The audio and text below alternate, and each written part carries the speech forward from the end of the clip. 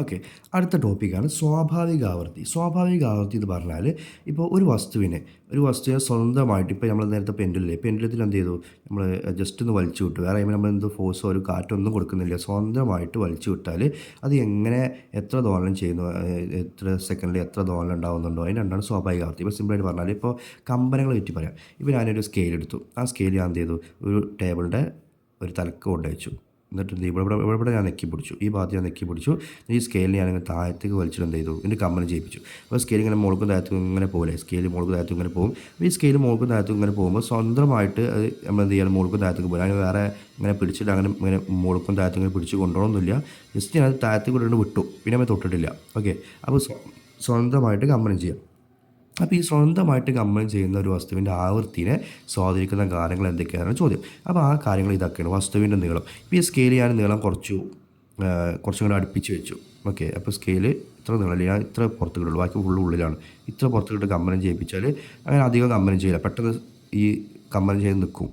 Okay. പക്ഷേ നീളം കൂട്ടിയിട്ട് നേരത്തെ ചെയ്ത പോലെ കുറച്ചും കൂടി നീളം കൂട്ടിയിട്ട് ഞാൻ കമ്പനം ചെയ്യിപ്പിച്ചാലോ, അതിൻ്റെ കമ്പനം കുറേ സമയം ഉണ്ടാവും. ഓക്കെ. കുറേ സമയം സാധനം കമ്പനം ചെയ്യും. അപ്പോൾ ഈ കമ്പനത്തിൻ്റെ വസ്തുവിൻ്റെ നീളം അതിനെ സ്വാധീനിക്കുന്നുണ്ട്, അതേപോലെ വസ്തുവിൻ്റെ വലിപ്പം സ്വാധീനിക്കുന്നുണ്ട്, വസ്തുവിൻ്റെ ഇലാസ്റ്റികത എന്ന് പറഞ്ഞാൽ റബ്ബറിൻ്റെ ഇലാസ്റ്റികത എന്താണ്, കൂടുതലാണെന്ന് പറയും അല്ലേ. റബ്ബറിന് ഇലാസ്റ്റികത കൂടുതൽ, കുറേ നേരം എന്ത് ചെയ്യാൻ പറ്റും, വലിച്ച് ഇടാൻ പറ്റും. അങ്ങനെ ഇലാസ്റ്റികത. പിന്നെ അതൊരു പദാർത്ഥത്തിൻ്റെ സ്വഭാവം. ഇപ്പം സ്കെയിൽ എന്ന് പറഞ്ഞാൽ പ്ലാസ്റ്റിക്കിൻ്റെ സാധനമാണ്. ഇപ്പോൾ ഈ ഇരുമ്പിൻ്റെ സ്കെയിൽ വെച്ചാൽ വേറെ രീതിയിലാണ് എന്ത് ചെയ്യുക, കമ്പനം ചെയ്യുക. അപ്പോൾ ഒരു വസ്തുവിൻ്റെ ആവൃത്തിനെ സ്വാധീനിക്കുന്ന ഘടകങ്ങൾ വസ്തുവിൻ്റെ നീളം, വസ്തുവിൻ്റെ വലിപ്പം, ഇലാസ്റ്റികത, പദാർത്ഥത്തിൻ്റെ സ്വഭാവം. അതിൻ്റെ സ്വഭാവം എന്ന് പറഞ്ഞാൽ ഇരുമ്പാണോ മരമാണോ പ്ലാസ്റ്റിക് എന്നുള്ള കാര്യങ്ങളൊക്കെയാണ് പദാർത്ഥത്തിൻ്റെ സ്വഭാവം എന്ന് പറയുന്നത്. പിന്നെ അതിന് ശേഷം പറയുന്ന അടുത്ത സംഭവമാണ് പ്രണോദിത കമ്പനവും അനുനാദം. പ്രണോദിത കമ്പനം മറക്കരുത്, ഇമ്പോർട്ടൻറ്റ് ടോപ്പിക്കാണ്. പ്രണോദിത കമ്പനം, അതേപോലെ തന്നെ അനുനാദം. കമ്പനം, അതേപോലെ തന്നെ അനുനാദം. ഓക്കെ. പ്രണോദിത കമ്പനവും അനുനാദം എന്നുള്ള കാര്യങ്ങൾ എന്ത് ചെയ്യുമ്പോൾ നമ്മൾ അടുത്തതായിട്ട് പറയാൻ പോകുന്നത്. പ്രണോദിത കമ്പനം എന്ന് പറഞ്ഞാൽ ഒന്നുമില്ല, ഒരു വസ്തുവിൻ്റെ കമ്പനം ചെയ്യുന്ന ഒരു വസ്തുവിൻ്റെ പ്രേരണം മൂലം വേറൊരു വസ്തു കമ്പനം ചെയ്യുക. ഇപ്പോൾ എക്സാമ്പിൾ പറയുകയാണെങ്കിൽ, എന്താ ചെയ്യുക, ഒരു ട്യൂണിംഗ് ഫോർക്കിൻ്റെ കേസ് വേണം, വേറെ സാധനം പറയാം. ഒരു പലക, ആ പലകമ്പോൾ കുറേ എന്തുണ്ട്, ആക്സോൾ ബ്ലേഡുകൾ ഇതേപോലെ അങ്ങനെ കൊടുത്തിട്ടുണ്ട്. ശരി, കുറേ ആക്സോൾ ബ്ലേഡ് എന്ന് പറഞ്ഞാൽ മരം മുറിക്കാൻ ഉപയോഗിക്കുന്ന ആക്സോൾ ബ്ലേഡില്ലേ, ആക്സോൾ ബ്ലേഡുകൾ കുറേ വെച്ചിട്ടുണ്ട്. ഇപ്പോൾ ഞാൻ ഇത് എ ഉണ്ട്, ഇത് ബി ആണ്, സി ആണ്, ഇത് ഡി ആണ്, ഇ ആണെന്ന് വിചാരിച്ചു. ഓക്കെ. ഇത് കുഴപ്പമില്ല, എ ബി, ഇത് ബി, സി, ഇത് ഡി ആണ്, ഇത് ഇ ആണ്. ഓക്കെ. ഇതിൽ ഞാൻ എ എന്ന് പറയുന്ന ആളെ കമ്പനം ചെയ്യിപ്പിച്ചു. ഇയാളെ മാത്രം ഞാൻ കമ്പനം ചെയ്യിച്ചത്.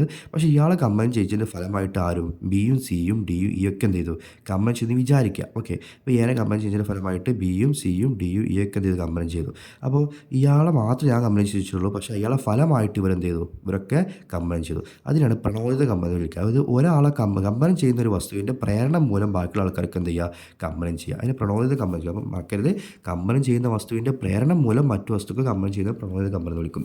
ഇനി അനുനാദം എന്താണെന്ന് ചോദിച്ചാൽ, ഈ പ്രണോദിത കമ്പനത്തിന് വിധേയമാകുന്ന ഈ വസ്തു ഇയാൾക്കൊരു സ്വാഭാവിക ആവൃത്തി ഉണ്ടാവും. ഇയാളുടെ സ്വാഭാവിക ആവൃത്തിക്ക് തുല്യമായ സ്വാഭാവിക ആവൃത്തിയിൽ കമ്പനം ചെയ്യുന്ന വസ്തുക്കളാണ് വസ്തുവുമായിട്ട് അതിനെ നമ്മൾ വിളിക്കുക, അനുനാദം എന്ന് വിളിക്കുക. അതിപ്പോൾ ഒരു രണ്ട് വസ്തുക്കൾ, ഇപ്പോൾ എ ബി സി, മൂന്നാൾക്കാരുണ്ട്. ഈ എ ബി സിക്കൊക്കെ ഒരേ നീളമാണ്. ഈ ഒരേ നീളത്തിലുള്ള ആൾക്കാരുടെ സ്വാഭാവിക ആവൃത്തിയൊക്കെ എന്തെങ്കിലും സെയിം ആയിരിക്കും. അപ്പോൾ ഇയാളെ ഞാൻ എത്ര വലിച്ചു വിട്ട് ഒരു ഇതിലിങ്ങനെ കമ്പനം ചെയ്യണം, ഒരു ആവർത്തി ഇങ്ങനെ കമ്പനം ചെയ്യണം, ഇതേ സെയിം ആവർത്തിയായിരിക്കും ബിക്കും സിക്കും ഉണ്ടാവുക. അപ്പോൾ നമുക്ക് പറയാം എയും ബിയും സിയും അനുനാദത്തിലാണെന്ന് പറയാം. അതായത് പ്രണോദിത കമ്പനത്തിന് വിധേയമായ ഒരു വസ്തു കമ്പനത്തിന് കാരണമാകുന്ന വസ്തുവിൻ്റെ അതേ സ്വാഭാവിക ആവർത്തിയിൽ കമ്പനം ചെയ്യുമ്പോൾ ഇയാളാണ് കമ്പനത്തിന് കാരണമായ വസ്തു. ഓക്കെ. അപ്പോൾ കമ്പനം ചെയ്യുന്ന വസ്തുവിന് പ്രേരണം മൂലം മറ്റൊരു കമ്പനം ചെയ്യുന്നവരെ നമ്മൾ പ്രണോദിത കമ്പനം എന്ന് വിളിക്കും. പക്ഷേ പ്രണോദിത കമ്പനത്തിന് വിധേയമാകുന്ന വസ്തു ബി ആണ്. അപ്പോൾ അതിൻ്റെ സ്വാഭാവിക ആവൃത്തി എന്തിനു തുല്യമാകുക, പ്രബോധനത്തിന് കാരണമായ വസ്തുവിൻ്റെ സ്വാഭാവിക ആവൃത്തിക്ക് തുല്യമായതിനെ വിളിക്കുന്ന പേരാണെന്ത്, അനുനാദം എന്ന് വിളിക്കുക. ഇത് കൺഫ്യൂഷൻ ഉണ്ടെങ്കിൽ ഒന്നുകൂടി എന്ത് ചെയ്യുക, റിപ്പീറ്റ് അടിച്ച് റിവൈൻഡ് ചെയ്ത് കേട്ട് നോക്കുക. അപ്പോൾ നമുക്ക് എന്ത് ചെയ്യും, കാരണം ക്ലിയർ ആവും. അപ്പോൾ പ്രണോദിത കമ്പനവും അനുനാദം നമ്മൾ എന്ത് ചെയ്ത് പറഞ്ഞു കഴിഞ്ഞു. പിന്നെ ചോദിക്കുന്ന ക്വസ്റ്റ്യനാണ് പ്രണോദിത കമ്പനം അനുനാദവും പ്രയോജനപ്പെടുന്ന സന്ദർഭങ്ങൾ. പ്രണോദിത കമ്പനവും അനുനാദം പ്രയോജനപ്പെടുന്ന സന്ദർഭങ്ങൾ ഒന്നാമത്തതാണ് എന്ത്, MRI സ്കാനിങ്ങിൽ ഉപയോഗപ്പെടുത്തുന്നുണ്ട്. അടുത്തത് റേഡിയോൻ്റെ കേസിൽ എന്ത് ചെയ്യുന്നുണ്ട്, ഉപയോഗപ്പെടുത്തുന്നുണ്ട്. അടുത്ത സംഭവമാണ് എന്ത്, സംഗീത ഉപകരണങ്ങൾ, ഗിറ്റാർ, അതേപോലെ വയലിൻ, വീണ പോലെയുള്ള സംഗീത ഉപകരണങ്ങൾ ഉപയോഗപ്പെടുത്തുന്നുണ്ട്. അടുത്ത സംഭവമാണ് സ്റ്റെതസ്കോപ്പ് അല്ലേ. സ്റ്റെതസ്കോപ്പിൻ്റെ കേസിൽ ഉപയോഗിക്കും. സ്റ്റെതസ്കോപ്പ് എന്ന് പറഞ്ഞാൽ എന്താ, ഈ ഡോക്ടർമാർ എന്ത് ചെയ്യാൻ ഉപയോഗിക്കുമ്പോൾ ഡോക്ടർമാർ ഈ എന്താ പറയുക നമ്മൾ